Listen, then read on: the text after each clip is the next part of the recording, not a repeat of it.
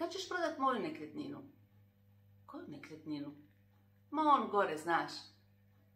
A čekaj, ne znam o kojoj se nekretnini radi. A javi se ako ko pita. Ovako je neki dan zvučala na cesti brzinska konverzacija sa poznanikom. Kao prvo, poznaniku jedva da znam ime, a kamoli da znam o kojoj se nekretnini radi.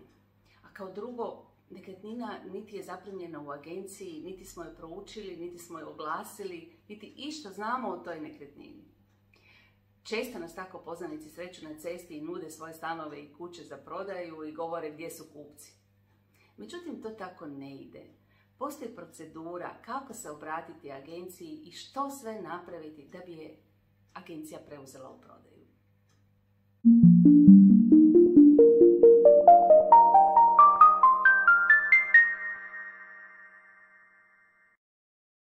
Pozdrav svima, ja sam Jasminka Fišer-Gavranović iz agencije Alfa nekretnine iz Vodica. U današnjem videu ćemo govoriti o tome kako se nekretnina daje u prodaju. Postoje dva načina. Možete prodavati sami, bez posrednika, ili možete dati u agenciju. Ako ju prodajete sami, tada sve radite sami kako najbolje znate i umijete. Ako se odlučite za prodaju putem ovlaštenog posrednika, odnosno agencije za prodaju nekretnina, najbolje je možda da prvo dogovorite neki termin u uredu agencije, zatim trebate donijeti svu moguću dokumentaciju od nekretnine koju imate. Agencija će se pregledati, upozoriti vas na moguće nedostatke, kopirat će si ono što je treba, vama će vratiti preostalu dokumentaciju. Ako ne možete doći, onda se može sve iskomunicirati telefonom ili e-mailom. Uglavnom, agenciji treba dati što više podataka kako bi ona mogla kasnije sve to dobro proučiti i na kraju pravilno prezentirati potencijalnom kupcu. Isto tako je važno da pitate kolika je agencijska provizija i što je uključeno u nju. Ako vam je ova tema zanimljiva i ako već niste, pretplatite se na naš YouTube kanal. Ako kliknete na ovaj gumb ovdje, to je naš logo, i ako kliknete na njega, to znači da se pretplaćujete na kanal. Ništa se to ne plaća, to samo znači da ćete dobivati u budućnosti naša videa. A sad idemo dalje s videom.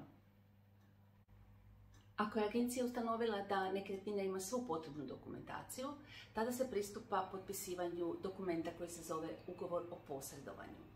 To je dokument kojim prodavatelj ovlašćuje posrednika da dovodi kupce i da prodaje i oglašava nekretninu. Taj dokument treba potpisati osobno vlasnik u uredu agencije, gdje ga agencija tada može identificirati.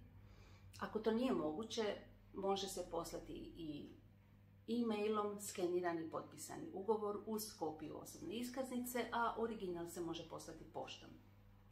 Također je moguće da postoji punomoćnik koji tada umjesto vlasnika nekretnine potpisuje ugovor o posredovanju, s time da agencija treba imati tu punomoć. Također je važno da se izjasnite agenciji da li želite ekskluzivan, isključivi ugovor o posredovanju ili običan, klasičan ugovor i tražite da vam se objasni razlika. Koji god ugovor potpisujete, pregledajte sve točke i pitajte agenciju ako nešto niste razumjeli. Zatim, kad se ugovor potpiše, obavezno trebate dobiti kopiju koju trebate čuvati do kraja isteka roka na koji je potpisan. Zatim se dogovara s agencijom da se nekretnina ode slikati.